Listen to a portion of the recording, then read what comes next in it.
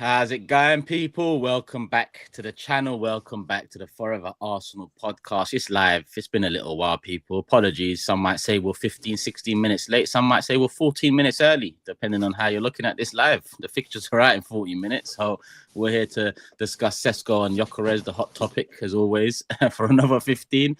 Before Jordan, where are you shaking your head? Have you changed your mind on anything?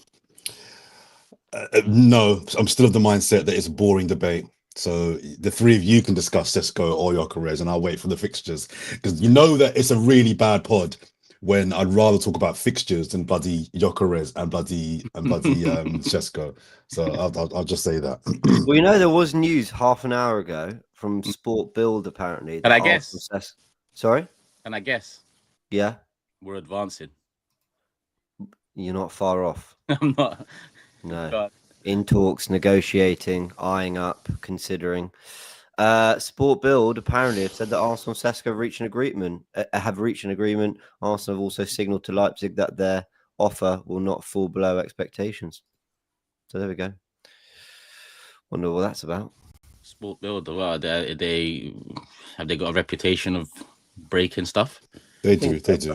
I think in German football, yeah. But yeah, I don't know. Anyway, it's just the language, as you say, James. It's a month now of advanced talks, looking at, negotiating with, interested in. It's all this stuff that everyone gets excited about. I'm like, if you read the tweets from Fabrizio, David, all these outlets, it doesn't tell me anything. It doesn't tell me anything. Just tell me bid's gone in. Just tell me bid's been accepted. Just tell me a deal's been agreed. All this kind of fluffy language around, it's just content creating. It's so boring to me. Sorry, should have been sorted out weeks ago. The transfer window is monotonous and boring. January, to get nothing in January, they should have, right? You know, basically they told us we're not getting no one in January because who we want to get, we can't get, and here we are now, middle of June, still nothing. Oh, the Sport Build thing is this it word for word? Sorry, I know it messes up. I don't know if it's not word for word, but yeah, that's so Sport Witness aggregated it, but then I've seen other aggregators take it, so it must be legit. Yeah, but let's say it agreed with the player. If it's taken us 18 months to agree with the player to come Arsenal, then you might as well drop him out. Seriously, that should have been confirmed at least 12 months ago. Does the player want to come? All right, cool. Well, there's something to wait for, then there's something to negotiate. It still says 80 to 100 million euros, and that's still the sticking point. Like, are Arsenal going to make a bid? Not an agreement with the player, whether it's Sesko or Gyökeres. But yeah, aside from that, is there anything else fresh, new? I mean, the Rodrygo stuff keeps on doing its rounds without an update. I know Real played today, so maybe today's starting 11 plays a part in Rodrygo's thinking. I'm not too sure how that one is. Can I just kind of chime in on the Rodrygo links, right? I know we've got a few minutes to kill before we get to the real juicy talking point of the day. I kind of alluded to it a little bit on the last pod, but Rodrygo, I was thinking about it, right? Rodrygo seems to be the kind of exciting want from the Arsenal fan base, right? It's like the superstar glamour signing that we'd bring in. I just don't know if I see it that way, guys. And I go back to the years when Benzema was leaving Lyon and we tried to scupper a deal to go to Real Madrid. I remember in season 3 at Madrid, we tried to get Benzema again. And to go from wanting a superstar like Benzema at the time then to now Rodrygo being a superstar glamour signing, I just think that we've really overinflated how good Rodrygo is. He's a very, very, very good winger, clearly. I'm not here saying he's not a very good winger. But dare I say it, people are going to lose their heads here. I think he's overrated. And I think overrated in the sense of what the word overrated means. When you use the word overrated in football, people lose their heads. I'm not saying I don't rate him. I'm saying for the hype and noise around the player to the actual reality of the player, I don't think they match up.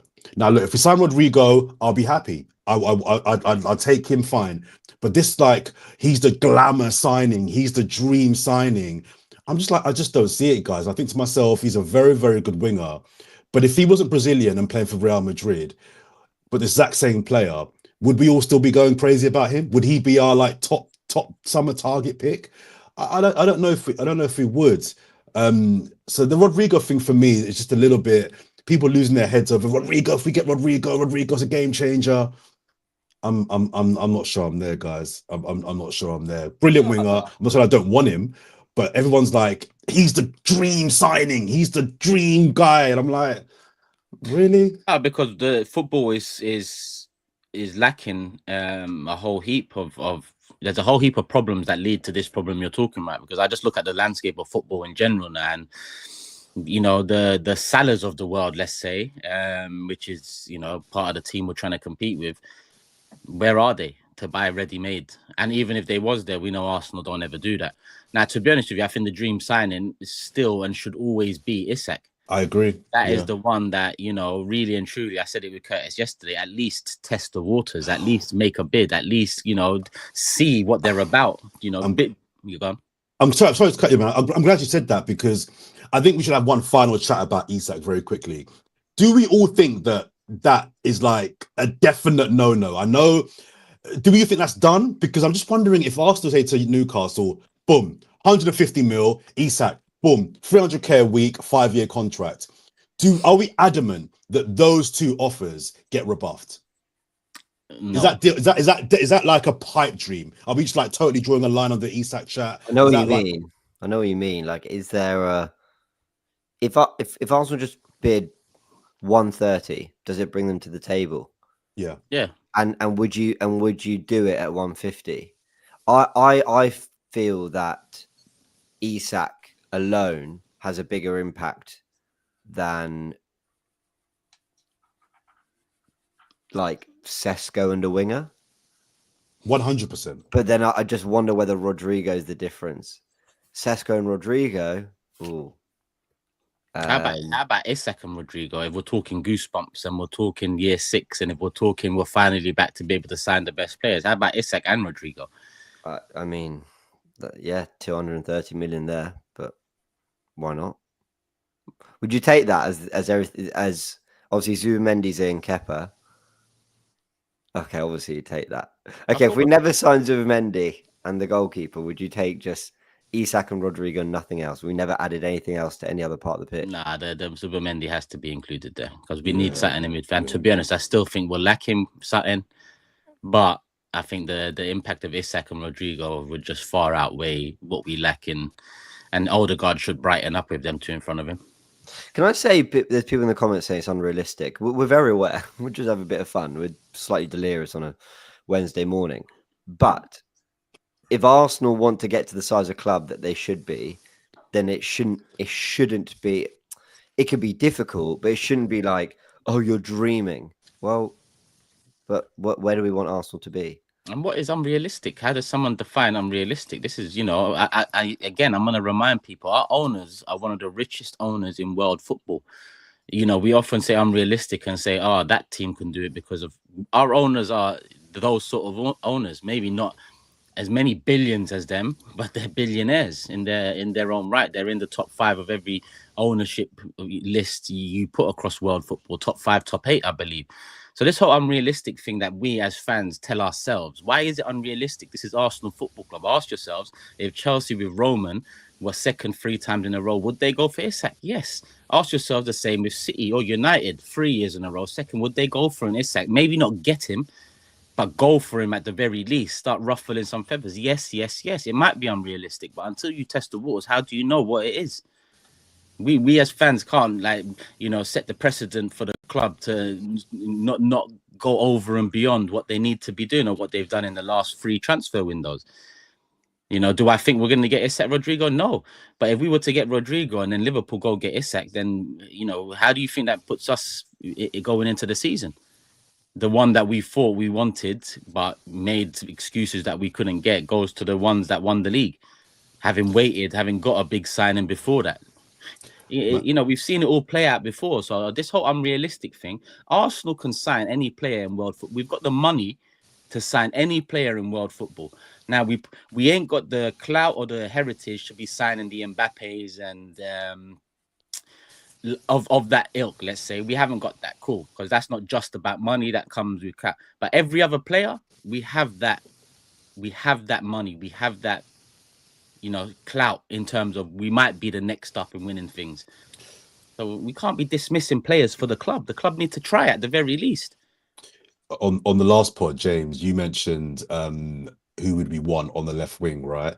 My connection was rubbish, so I couldn't kind of chime in and interrupt because it just makes it an awkward exchange. It was a great pod.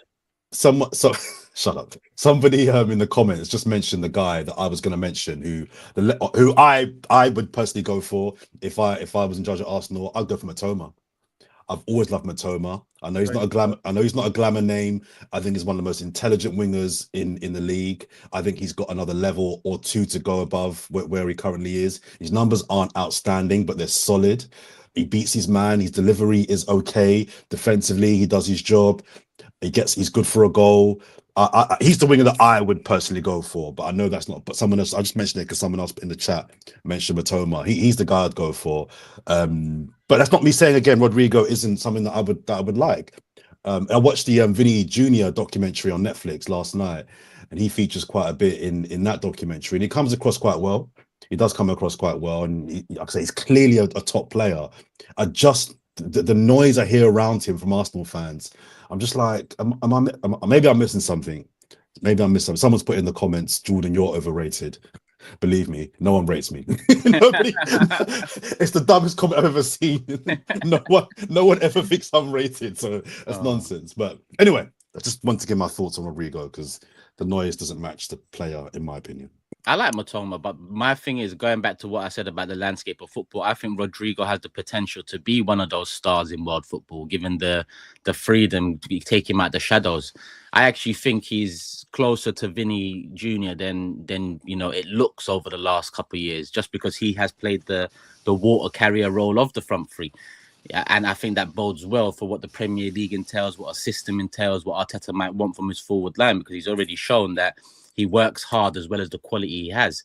Now, if you free up that quality a bit and balance it with the hard working part as you need for Arteta or for this league, then you could have a gem right there. I actually think that he's not got the plaudits he deserves there because of the stars that Real Madrid align every season. So that's my thing with Matoma. I don't think he's going to be the next star, but he's a quality player that improves our position.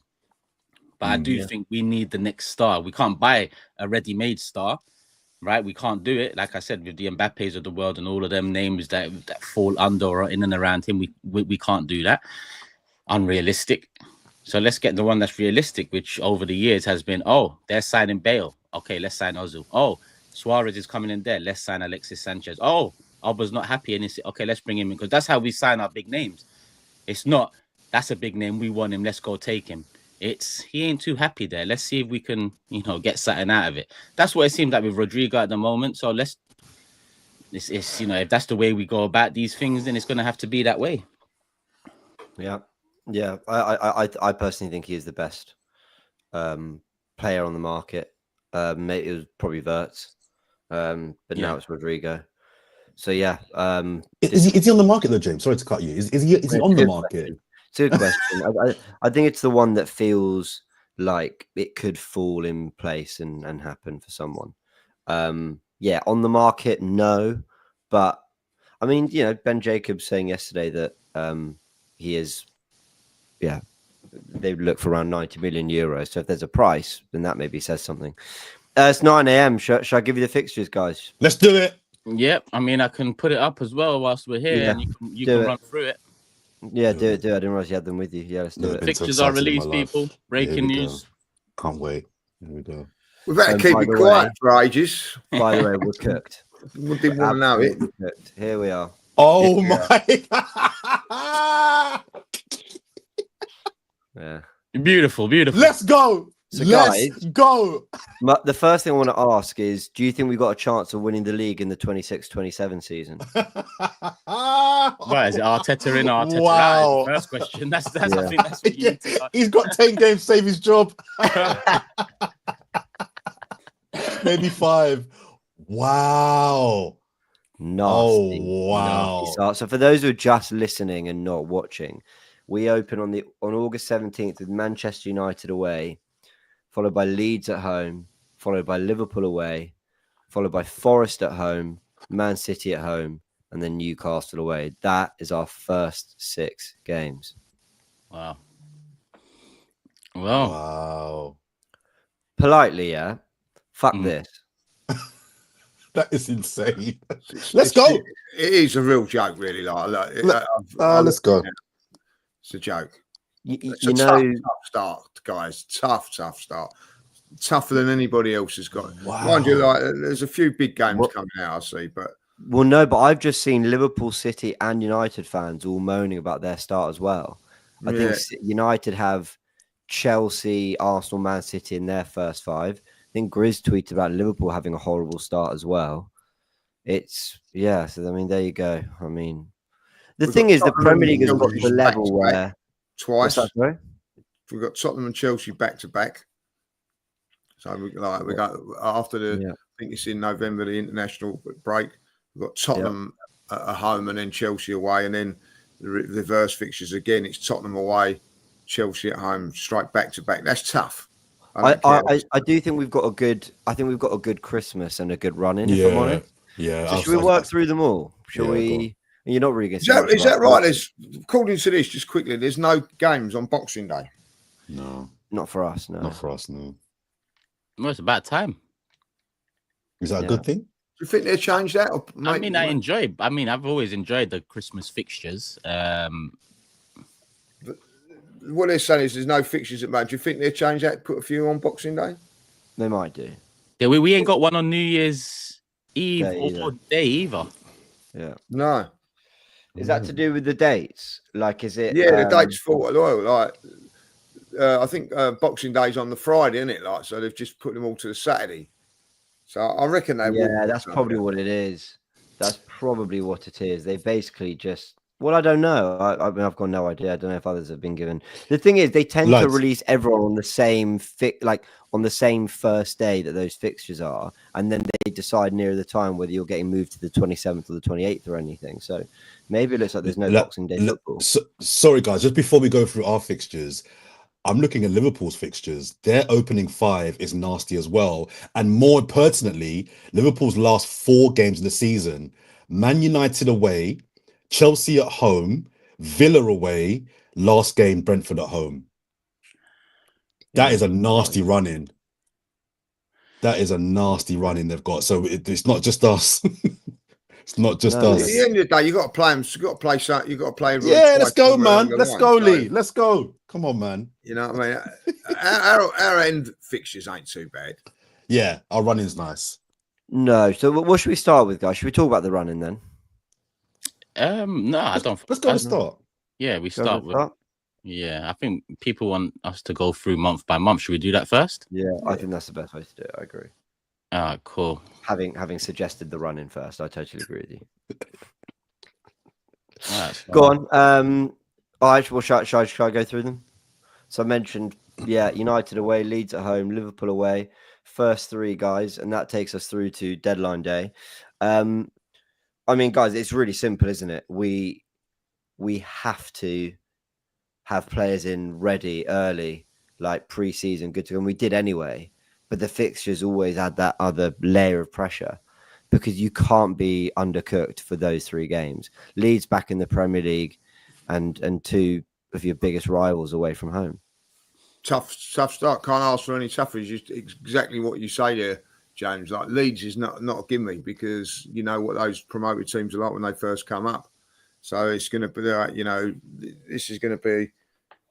this just transfer window is just spiced up a little bit more now as far as I'm concerned because all them people saying we've got 2.5 months left. No, we don't. We've got just under 2 months left. Well, those players now have got to be on that plane for Singapore. 100%. They have got to be because you're going to Man United. Like Man United at this moment in time, no one really knows what they're going to be like. You know what I mean? I'd fancy us to take Man United at any stage of the season, at this moment. But Liverpool away, that is now going to be, for instance, on the back of a couple of poor results to start off with, you're going Liverpool way. You know, I know it sounds silly, but by the time we play Man City, we could be out of it, out of the title race. You know what I mean? So we've got to be on point to start off with. I actually think on point. You see how since January I've been saying there's nowhere to hide, right? I think these fixtures, I'm happy with them. I'm excited about them, right? First and foremost, because you play every team twice anyway, right? But I'm looking at the pros in this and I'm saying, all right, we're playing four very difficult games within the first 6. There can't be no excuses of a light squad in those first 6 games. There cannot be no excuses of a light squad. Everyone should be ready and the transfer should be in. And then if there is an issue about a light squad come December or the end of the season, our fixtures are lighter to deal with. So now I'm looking at this fixture list here. I'm saying we can see the bulk of the difficulty is at the start, the first month and a half, 2 months. It's up to us to be ready for that first month and a half, 2 months. There can't be, you know, it's not the same as last year. We're getting the bulk of the difficult fixtures out of the way early on. Be ready for them. Be ready for those fixtures. I've seen this club too many times. Even Mikel came to this club as a player through Man United 8-2 before the transfer window closed, and then we signed 7 players. Don't do that. Don't do that. Make sure the team is ready. Lee's right. Make sure 4 of the 5-6 players we need to bring in are in before Singapore, because that start of the season, no excuses. I mean, it's a difficult start, but if you look at the last couple of years, we should be somewhat confident that we can maneuver our way through it. Year 6, phase 6, all of this stuff, our record against big 6 sides. If that starts unraveling in the first 6 weeks, our record against big 6 sides, and like Lee said, come Man City, we're out of it, then I'm sorry, unacceptable. I don't care about the way the season starts. It's unacceptable. I tend to agree, Turkish, but I'm just kind of going back to Lee's point about United opening game. We should win that. We should win that game. But let's not forget, let's look at it from their point of view. They've just come off the back of their worst Premier League season ever. They've just lost to Spurs in a Europa League final. The talk for them is going to be on the lines of, he's got 10 games to save his job. He's got to start the season on fire, right? I don't know if first game of the season going away to Man United, who we traditionally don't do well at in the league anyway, on paper, yeah, all right, we've been, you know, second top team for 3 years. They're an absolute mess. I'm not so sure that's going to be a foregone conclusion. And this might sound a bit mad. I wouldn't be mad to get out there with a point. I wouldn't be mad to get out there with a point. Don't lose your first game, because you've got Liverpool in 2 games after that. You could lose that game. Leeds at home, I expect us to win that game. But I think it's about building momentum. So as much as we'll be kind of going to that game saying it's United, they're awful, smoke them, handle business, they're going to be up for it that first game of the season. They'll tail off because they're rubbish. They'll revert back to where their level is. But first game of the season, they'll have new signings in as well. I wouldn't be mad. I wouldn't be mad if we got out there with a point. I'd be mad. Go on. I'd just be mad, bro. For what? To finish in second 3 years in a row, my manager telling us goosebumps next season. We start with a draw against United, this United team. I'm sorry, that's unacceptable. You need to win the first 2, 6 points going into that first real like tester. In my opinion, you drop points against United, Lee's reality becomes the truth, because we will drop points against either Newcastle or Liverpool. We ain't beating both of them away from home. So if we drop points in 3 of the first 6 games, that's already the only thing that I think can mitigate against that, and you know, I'm very big on control the controllables, right? What you can do. I'm looking at our rivals' opening fixtures as well, and most of them have got tough fixtures as well. So even if you drop points in the early part of the season, it's highly unlikely City, Liverpool, Chelsea win their first 4 out of 4. So, and if you can tick off Old Trafford away early, I'm not saying I want to win. I want to win that game. You know, we're better than them. So in theory, we should win that game. I'm just saying, looking at the season as a whole, and the start we've got in particular, I don't think it would be a disaster if we come out of those first 3 games with 5 points. Beat Leeds, get a point at Old Trafford, get a point at Anfield. And you've ticked off Anfield and Old Trafford in your first 3 games and not lost a game. The good thing about going Man United first game of the season is that they've brought in a lot of players. Can they gel quickly enough? True. And I don't think that I think it's a good time to play teams like that. You know what I mean? Like Arsenal need 2 or 3. Man United really needs 6, 7, 8 players to start. That's true. Competing. That's true. So I don't think that's a like.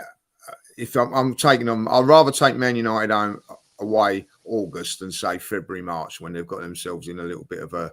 That's my opinion on that one. Leeds at home is going to be tough, but you'd expect us to win that one. Liverpool away, you know, that's going to be tough. Obviously, like, you know what I mean, that's going to be a difficult one. Forest at home is going to be hard. Man City at home, you know. You've got to beat, you know, those home games. You've got to win. You got to win. We had a nasty start last season, but the difference was it really crept into November. I mean, basically, I think by November we'd had Chelsea away, Newcastle away, Tottenham away, City away.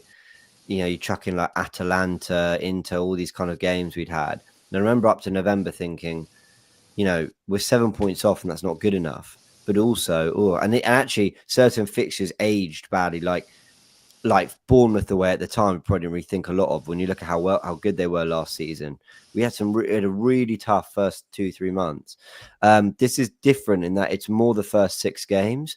But I do believe in momentum, and even if you do pick up like a good point at Anfield and a point at Old Trafford, and you don't lose, it's like, yeah, but you're not winning. You're not kind of getting used to winning and putting points on the board and kind of, you know, setting pace. And that's what slightly worries me. So, look, I think it's a horrible start. But to repeat my point, sorry, James, I don't think anybody's going to set pace. Because I'm looking at Liverpool start. I'm looking at Newcastle start. I'm looking at City start. I don't think anyone's winning their first 5 games. Well, so I think everyone's dropping points. Liverpool start is Bournemouth at home, Newcastle away, Arsenal at home, Burnley away, Everton at home. I don't know. I think Newcastle away is the only one. I mean, obviously they're playing us, but I think they'd be feeling like, well, at least they're at home. And I don't know. I say this about Arsenal. We're better away. I trust us more. No one's got a tougher start than us, guys. Come on, let's be honest about it. No, there's an actual. So Opta have released a graphic, and it does like an average opponent rating or something. Anyway, Arsenal only second to Man United. I think Man United's maybe harder. The harder starts. United have Arsenal at home, Fulham away, Burnley at home, City away, Chelsea at home. You know, it's pretty nasty. Tough. But you have a look at that. It's just going. Manchester United away, Liverpool away, Newcastle away, Fulham away is not easy. And then in November, boys, we've got four fixtures in November. Don't forget, you've got Champions League in that as well. 3 of them are away. Yeah. 1 home game in November. But October and May, we're in London. We don't move. We've got to use them as pit stops. We've got to say, all right, August, September is all hands on deck. We've got a pit stop in October, and then it's November, January, February, March, and the next pit stop is May. Come that next pit stop, you need to be in with a chance to win the race. Can we get the fixtures back up, Turkish? Yeah, on screen if you don't mind. Of course. Because one of the things that you're right. So October, I mean West Ham, Fulham, Palace, 2 of them at home. In fact, I mean even September, I mean 2 of them are at home. I appreciate they're tough, but you know, November, I take your point, but it's still 2 of the promoted sides away. We're good at the Bridge. I expect us to win the North London Derby. I mean, as much as you say that about November, I'd be disappointed without picking up 12 points in November. So before you go any further, James, I'm looking at October, November, maximum points. I'm sorry. I need maximum points. Even Chelsea away, I need maximum. That's your 1, 2, 3, 4, 5, 6, 7 games where you need to win at least 6, if not all 7. That's where you can start to put a little run together, in my opinion. And I think that's quite a nice little Christmas run. I mean, a load of them are at home. You got 4 games at home, 2 of them away in December. The ones that are away, I mean, Villa and Everton, sure, tricky. But otherwise, you know, in that kind of busy Christmas period where there's going to be some Champions League football as well, you got Brighton and Villa at home. I don't think that's that bad. I think that's all been fairly favourable. Even January, I know you look at, you know, you got Liverpool and United in there, but they're at home. I think what's a horrible start does start to feel like a pretty well balanced fixture list after that. Agree. Yeah, I don't think Yeah, I think from January onwards, that don't look too bad. If you're in the top From 2, October onwards.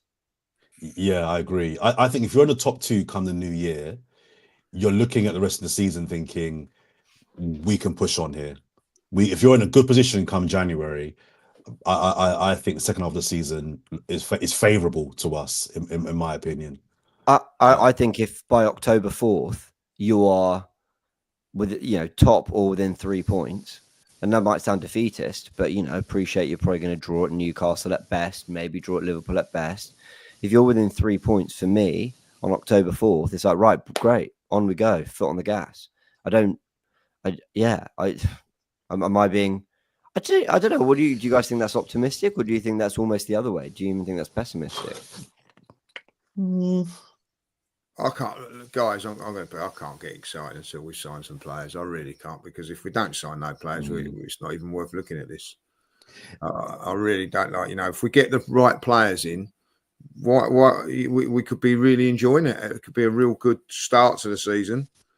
Do you imagine if you had all those players that we're saying that we're going to sign? You go to Man United, beat them 3-0, beat Leeds. Like all of a sudden, wow, Liverpool, come on, bring it on. But at the minute, we're fearful. I'm fearful because we don't really. The reality is, we don't really know what we're gonna be bringing out. Am I clutching here, guys? But someone in the chat has just put, lads, Salah misses Arsenal game for AFCON in Jan. Well, he does. Yeah, no, that is true. Apparently.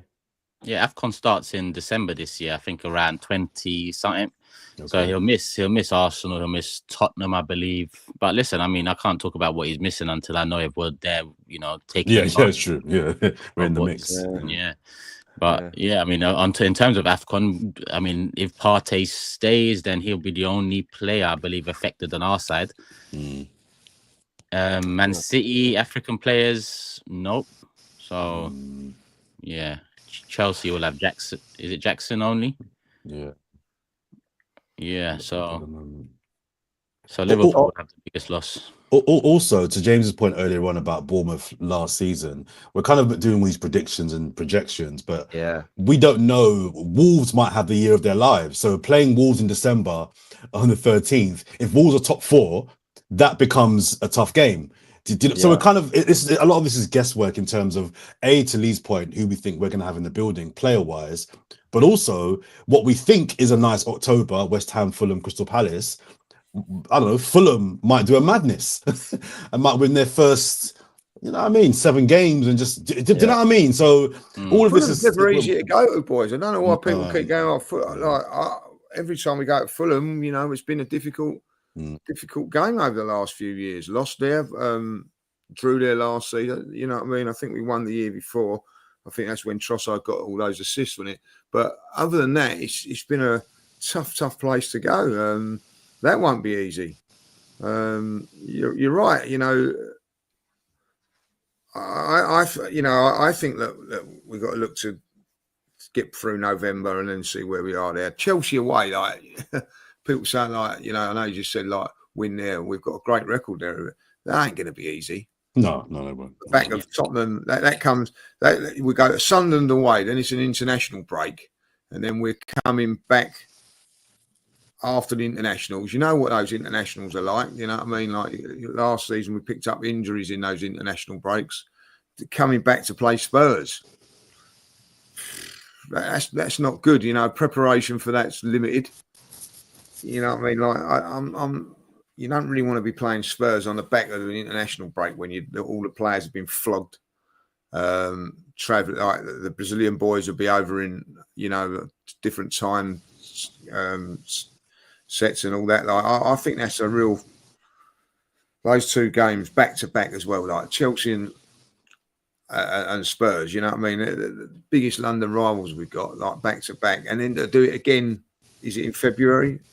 I just think going back to the fixture. I mean, sorry, Marmoush and Nouri. Obviously, I can't keep up with their signings, but that's 2 players they'll miss for AFCON Man City. But when I look at the fixtures again, the way I look at it is you prepare yourself adequately for the season. You go hard for the first couple of months, and then you start rotating because you finally added the depth you need. You've got a 25-man squad. So in October, November, some of the rotation options come in. They get some game time. Then you hit that Spurs, Chelsea, and then your main men are a bit fresher because, albeit they've been used week in, week out, August, September, October, November, they've got rest here and there leading up to what we know is a mad December.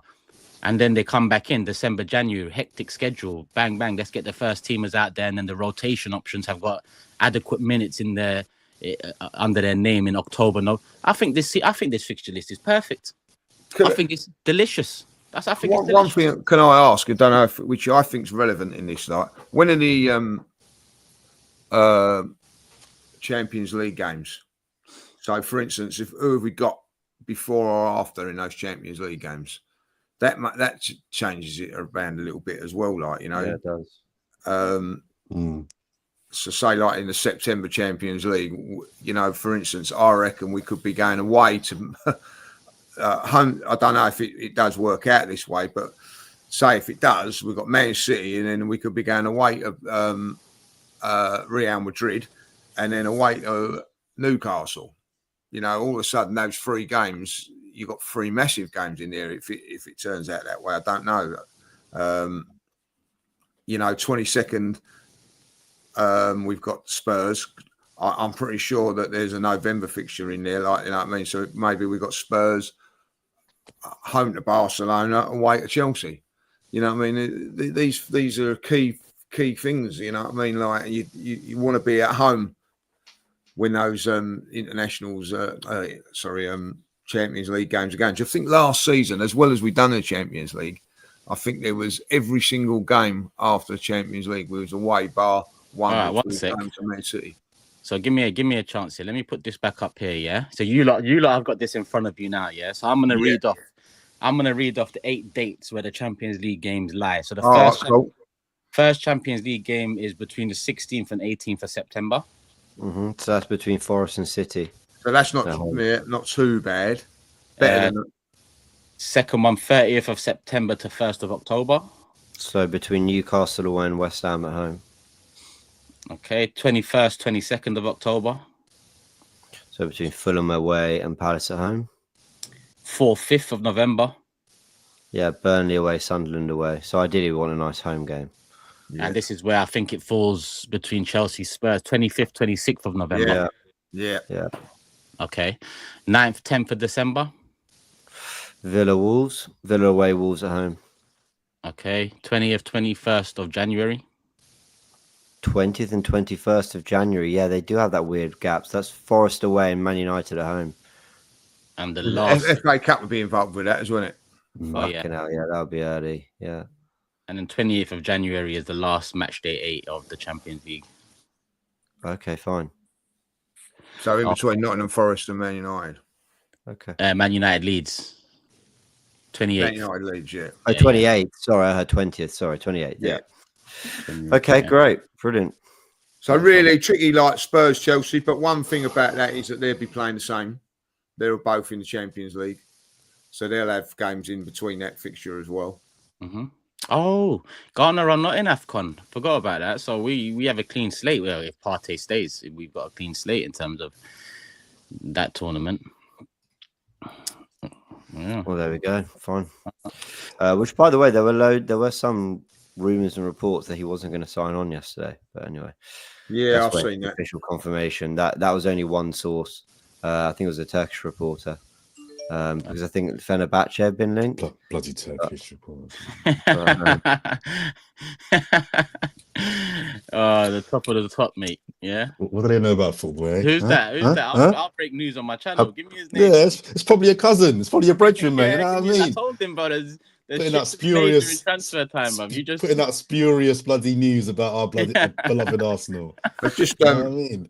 It just said about the Boxing Day fixtures. There's no game scheduled for Boxing Day, but the Premier League has clarified that matches listed on the Saturday the 27th are available to switch on Boxing Day for live broadcasts. So the if you're playing on Boxing Day, it will be because of TV. So they're not just going to put like What's Boxing Day again? 26th. 26. Yeah. So what they're probably going to do is keep most of the games for Saturday because it is a Saturday, but they'll probably do a couple live games on Friday night. Yeah, they might take ours, Arsenal, Brighton, but looking at the fixtures on Saturday, 27th, I assume they're going to definitely take United versus Newcastle. That'll be the main one. Yeah. And Good after that, I'd say Chelsea, Aston Villa might be one. Arsenal, Brighton might be one. Forest City. I think like maybe we could get a nice. I quite enjoy that little break, like 2 days of it. So like, maybe we get a nice Boxing Day off, boys. Nice Christmas off. We've had if I'm not mistaken, I think we played Boxing Day we didn't last year, did we? No, for like 2 years on I think the year before we played West Ham, did we? Yeah. I remember playing West Ham, but last season we didn't. We played Ipswich, didn't we? And they made it on the 27th. They've done us last couple of years in terms of 2 years ago we played New Year's Eve late fixture, and last year New Year's Day early fixture. So they've kind of effed that up. Yeah. But I'm looking, and I'm jumping the gun here massively, guys. But let's go positive. I'm looking at the May fixtures, right? And again, my point about we don't know how good the teams will be then still stands. But I'm looking at our May fixtures. If we're in the title race, if you could probably pick your fixtures for the run-in, you'd probably pick Fulham, West Ham, Burnley, and Palace to finish with. I know Palace is away, but that's not the worst run-in. Yeah, it's really not. I think the running is good. If you're in the race. So I'm with Turkish. I think let's go, man. Let's just get it done. Win that first game against United. If all jokes aside, if we're in touching distance in March, you've got to fancy us. You've got to fancy us. You know. Can we see it one more time, Turkish? Sorry. So the last 10 are Brighton away, Everton at home, Wolves away, Bournemouth at home, City away, Newcastle at home, Fulham at home, West Ham away, Burnley at home, Palace away. I always like that last game being at home, so it's a shame. But other than that, I think that's quite a start away and finish away. Yeah, no, it's that. Start away, finish away.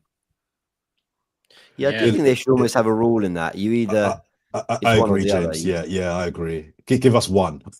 Give us one home game, either to start and I've just noticed Brighton, Everton, and Wolves we've got as a clutch twice. Yeah. What's that, sorry? For Brighton, Everton, Wolves. Yeah, got them three times, twice together. But anyway. Yeah. But anyway. Yeah. So there we go. Where's the second Aston Villa game? So we played them once on the 30th of December. Same month. Twice in the same month. Oh, yeah, shit. I was looking ahead. Okay, twice same month. Oh, my God, yeah. Yeah, they do that every year, don't they? Every season you have one team a month. So Aston Villa's our one, is it? Why is December so busy? Always is, isn't it?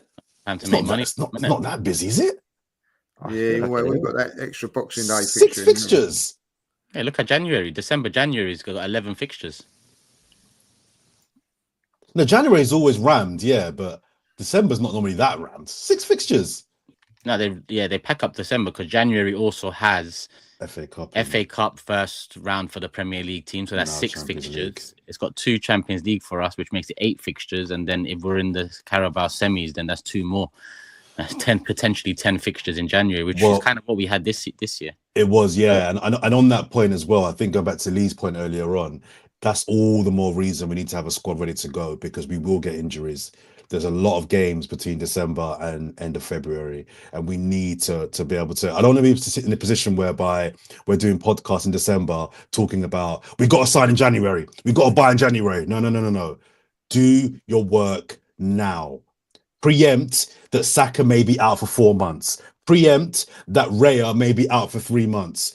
Preempt that Declan Rice may be out for 6 weeks. Do all that now. Don't be scrambling in January to try and salvage your season. Do it all now. Because I'm looking at that December, that's packed. And that's without FA Cup and Champions League games in there. So it's really important the guys get their squad tooled up now. because there will be injuries. There will. Well, other dates to know. March 22nd is the Carabao Cup final, which, by the way, feels very late. So that would come the weekend that we're meant to have Wolves away. That's very late. The FA Cup final will be the weekend of Burnley at home, May 16th. So I miss the FA Cup having its own day. I kind of get why it doesn't, because it means the Champions League final is a whole 2 weeks after the domestic campaign. But yeah. What did you say about FA Cup? What is it? 16th of May. FA Cup final. Yeah. Oh, is it? They've probably done that because of World Cup. Because I haven't seen the FA Cup finish. Actually, when did the FA Cup finish this season? Was it after the season ended? No, 2 weeks before. So that Burnley game will be a Sunday then, won't it? Like that's what they're saying is that's a Sunday then, because the FA Cup will be a Saturday. Yeah, they're saying 100%. They'll still give it its own day, but I feel like it should be a day at the end of the season. Yeah, last game of the season, it should be. But I think they do that so that the fixtures... Didn't it used to be season ends, FA Cup final, Champions League final? Or am I? No, that's exactly what it was not long ago. But I can sympathise, because I mean, imagine Arsenal got to the obviously played the final day of the season, didn't get to the FA Cup final, but then had the Champions League final. That's 2 weeks later.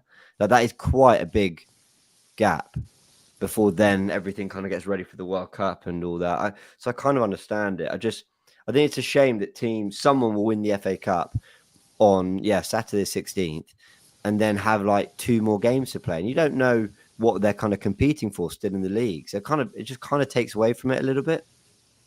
Yeah, no, I get you. Let me do these super chats, because we've got a few that I've built up over time as well. It does kind of distort the screen, but we'll make do with. No, actually, we're good. Big Tam says, "I beg Jordan's internet is better today, please." And so far, so good. You need my internet alone.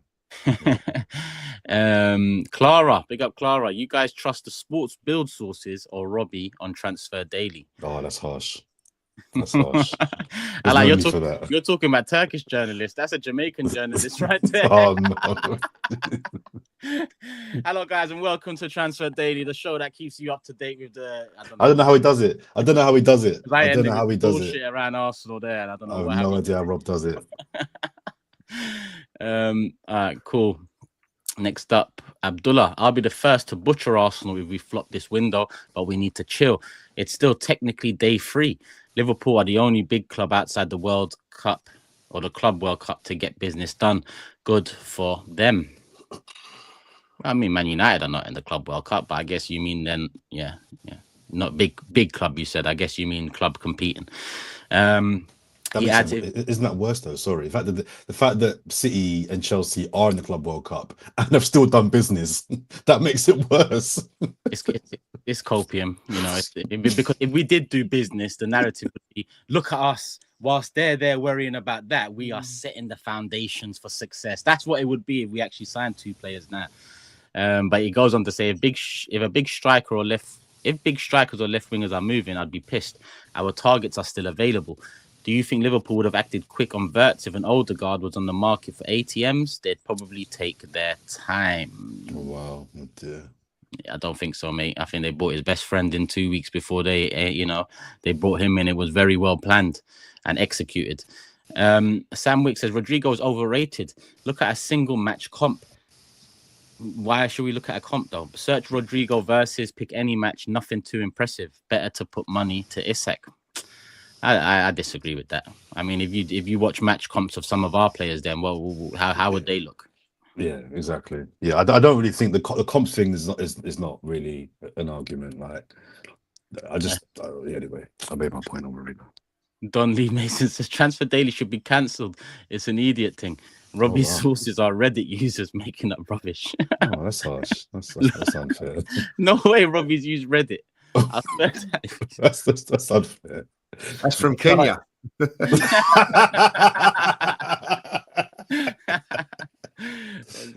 Poor guy wakes up at 6 a.m.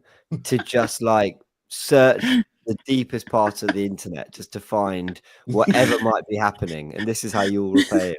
The deepest part. He's downloading torrents to find out who was signing, bro. Fucking hell. I feel sorry for Joe and Ryan. They have to film it. They're probably going, what a waste of time this is.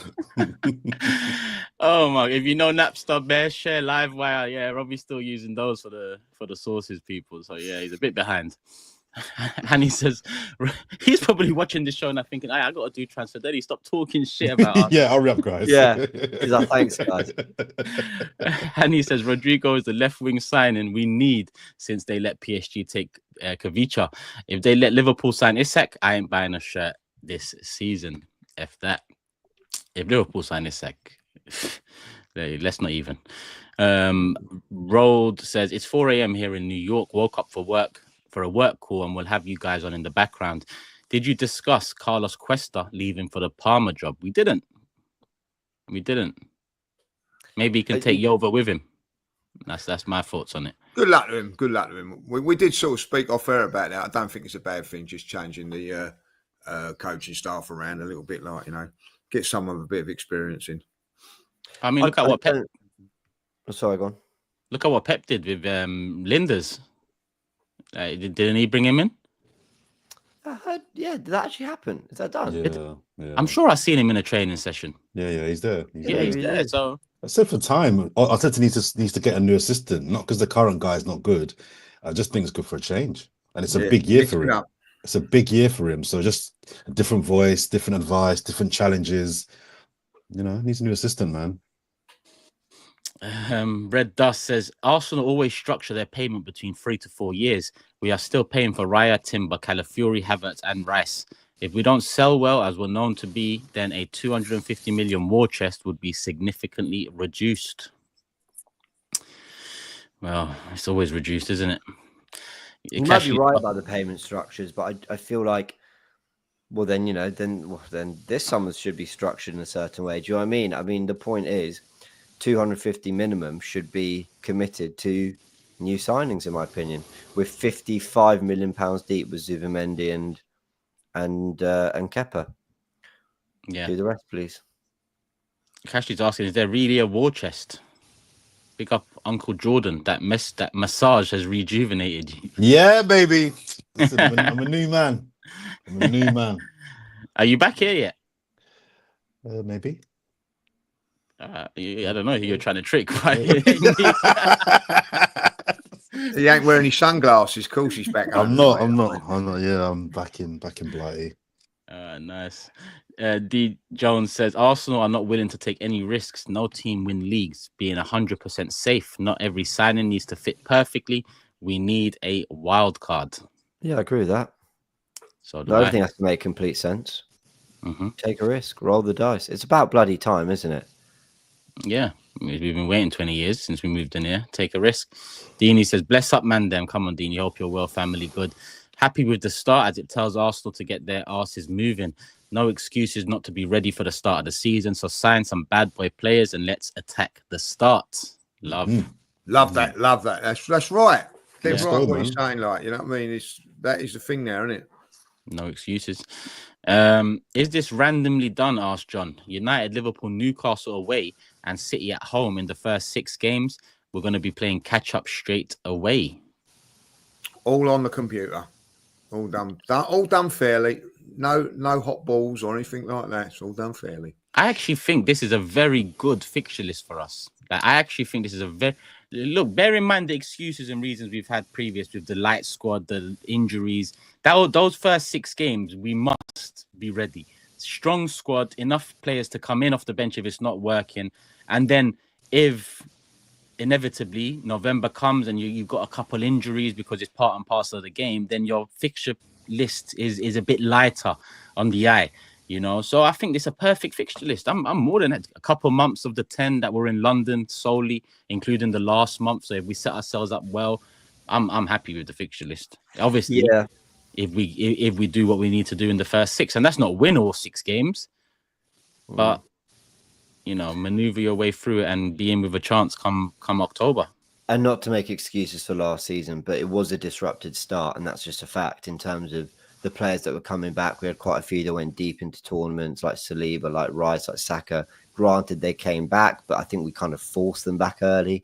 Then we had things like Declan Rice getting that red card that shouldn't have been, which means he missed the North London derby. We had Mikel Merino getting injured day one of pre-season, so he wasn't available for Man City away. Odegaard obviously got injured on international duty really early, so he missed that key period of like September through to November.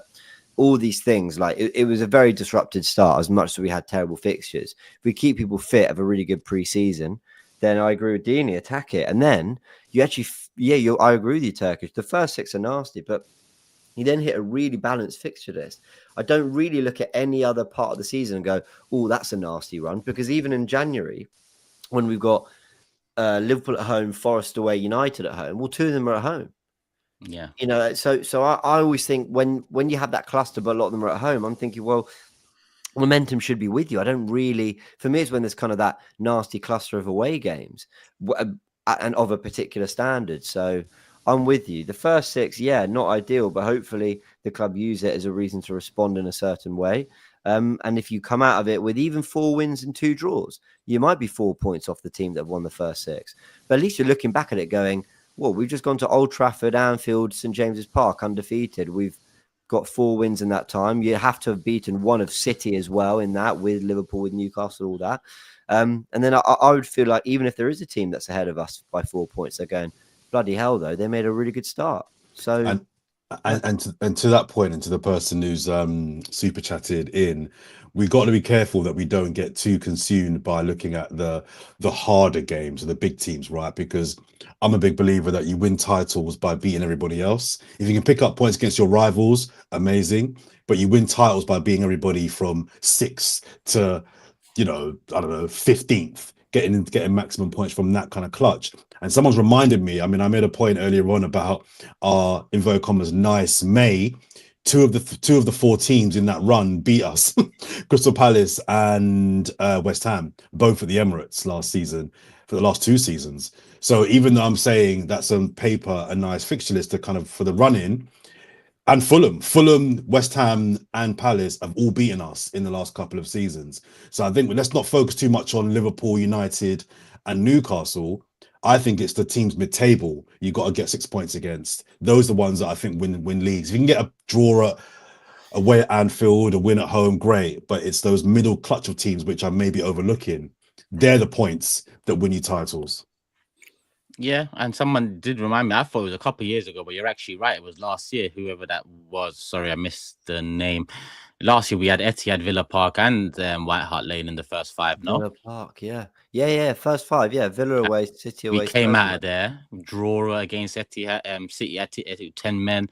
It felt like with harder.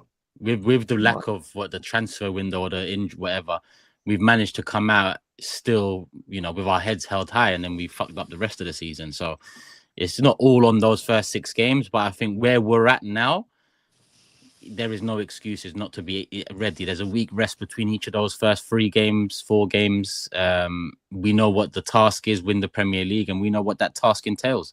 I'm tired of seeing our record against the big 6 because it doesn't come with any trophies, and that's sad because the record is great, but if it doesn't come with anything, it's, how great is the record? It's nice. We haven't lost to any of them because we used to get smoked by a couple of them. But come on, whilst we're not losing to them men are winning trophies. Like 3 of the 5 big 6 sides. Well, 4. Tottenham, fucking hell, forget it. All of them have won something in the last 3 years. Whilst we're not losing to them. So yeah, it's true. Let me get the super chats back in. Wu says, "Hi everyone. I recall Berta always getting rid of Deadwood at Atleti immediately, even when those Deadwood are mega signings. Hopefully he can do the same at Arsenal, Jesus and Cole." Can I say that's a massive sorry, one. Turkish, go on. No, that's it. No, I just said hopefully.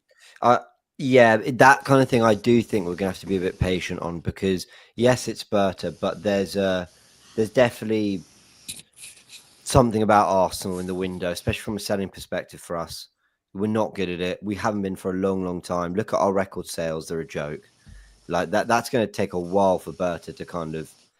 It's going to take probably a few windows. Like basically, don't be surprised if Zinchenko stays. Don't be surprised. The best offers are 10 million. And he basically says to the club, if you want to change the perception of Arsenal in these deals, if you want people to come with serious money, then you say no. You say no because what does 10 million really change? You keep Zinchenko, use him in cup games, and then the next Zinchenko, the next player like that in the squad who's approached, you actually try to get decent money because Zinchenko is more than a £10 million player, guys.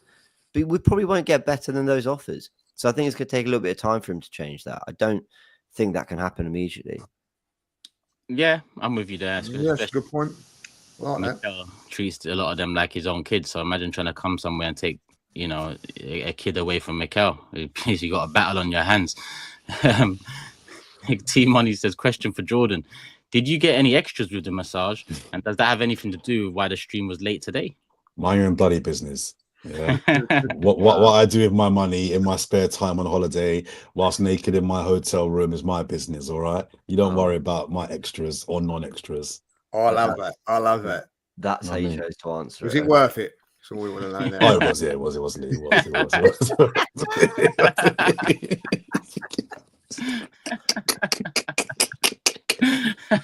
Lee, you'd have loved it. You'd have loved it, Lee. I know you. I know you, Lee. You would have. He loves the thought of it. We'll talk after. We'll talk after. Sue says, big up everyone. Just cut my meeting short. Told my boss Fourever Arsenal was more important and needed to see if Jordan got a Cecil massage. You've just heard here live and direct. He did. Yeah, no comment. Ashley said, if Partey goes, Uncle Lee can slot right in as he is a proven winner and can galvanise the squad more than Odegaard. I'll take Lee. it. Lee, dust off the boots. You're in, mate. I'm in, like, I mean, so I might be getting a new pair of boots next season. Like, I don't know yet. I mean, so there you go. Treat yourself. Treat yourself. I might treat myself to a new pair. We'll have you ready. Red Square says, for it to be a success, what would be the expectations in terms of numbers for Rodrygo if he signed? That can tell us if he is overrated or not. I think if we're talking first season, at the value that he's coming in at, I'd say a positive. I'd say the expectation for me would be 12 to 15 goals, 8 to 10 assists combined. For me, it's difficult to kind of put a number or metric on what would be a success. For me, I just want my creators to create. So even if you don't get that many goals, but you're constantly putting Havertz in, you're constantly, generating chances for Saka at the back post, you're constantly getting Odegaard, chances from 25-yard shots on goal. I'm happy with that. I want my creators to create. And if that equates to 15 goals, 10 assists, 15 assists, then great. But just I want my creators to create. Too many of our creators aren't creating, and that's what I would judge him by ultimately. Is this just in the league? I was saying league, yeah. I'd say you're spending £80 million on a winger from Real Madrid with the hype around him. I would think there has to be 25 goals and assists, just all in. I don't know. You can split that how you want, but that kind of output. And I say it because Saka's getting that kind of output, guys. Mm-hmm. Yeah, I agree. It's got to be. It's got to be that, isn't it? Yeah, I'm with you. You imagine you got that output on the wing, on the left wing, right wing, and then down the centre. Yeah, that makes up the gap from last season: a 20-goal striker and a 20 to 25 GA winger, and you're flying. Yeah. Sean doubled up because I see your last one, Sean. I was going to get it in, but he's asking about Grealish. Would anyone take a punt? I wouldn't. No. I'm a big fan of his, but I think he's just dropped down so badly.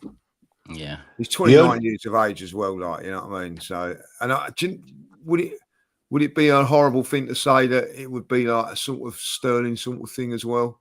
Where you just don't really know what you're going to get.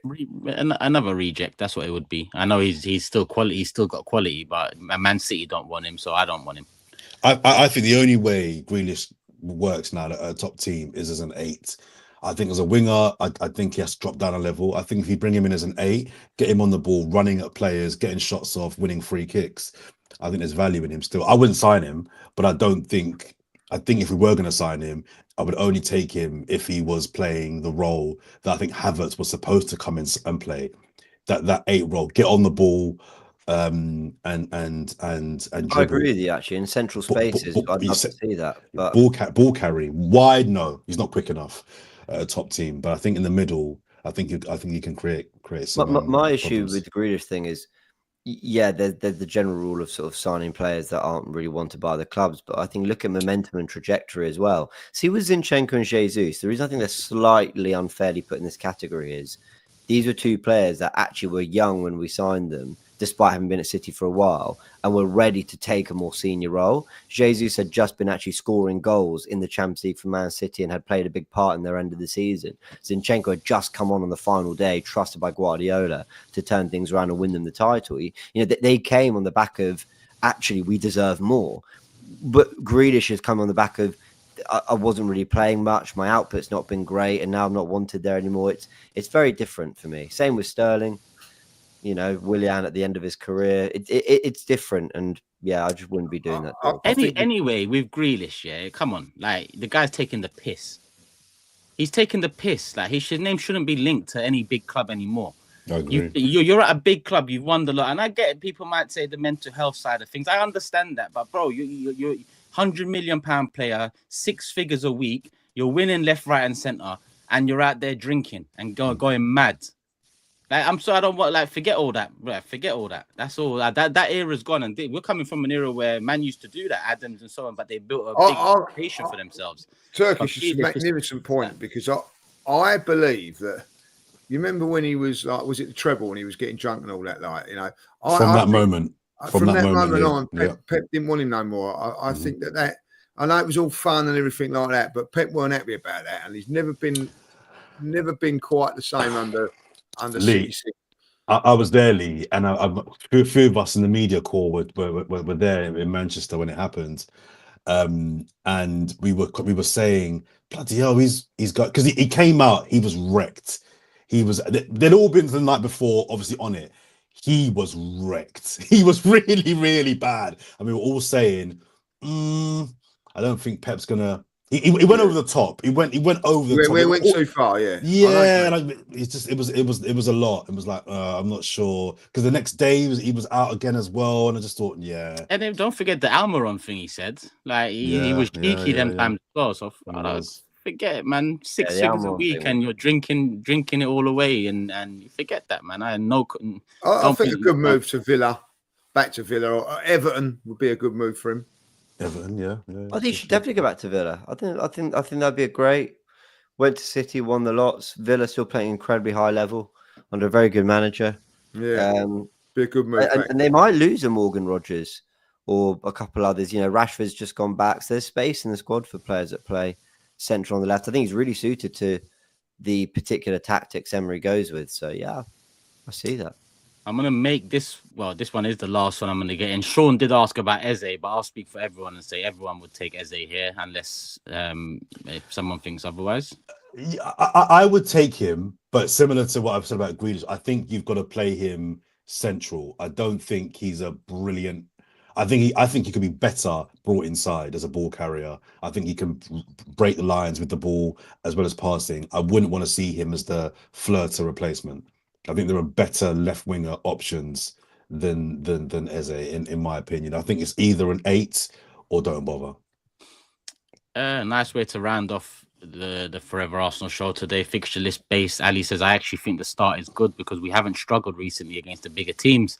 October, December, and May are looking like the tougher months. So very different perspectives on the fixture list. I think we're all aligned that the start could get messy, but the start could, be the taste of what's to come.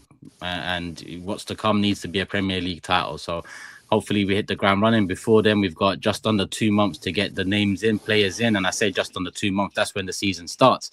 Really, Singapore around the 20th of July. So we're looking at just over a month, people, to get who we need, where we need them in, signed, sealed, delivered, and amongst the squad for pre-season tour.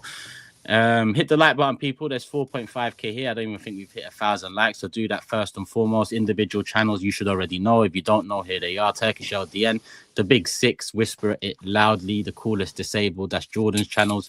Lee Judges TV, big up Lee, and obviously Gooniverse and Gooniverse 2. That's James's channels. So I'm sure there'll be content coming out today. I might even do a fixture list one myself. We'll see. But you won't know if you don't subscribe. So subscribe. Make sure you subscribe here. Hit the like button here. Love for the love. James is back at 7 for a fan zone. So get your opinions, thoughts across. Get some time together. 7 p.m. He's going live. I might join too. We will see. We will be there, people. Fixtures are out. No transfers in. Sesko or Gyökeres.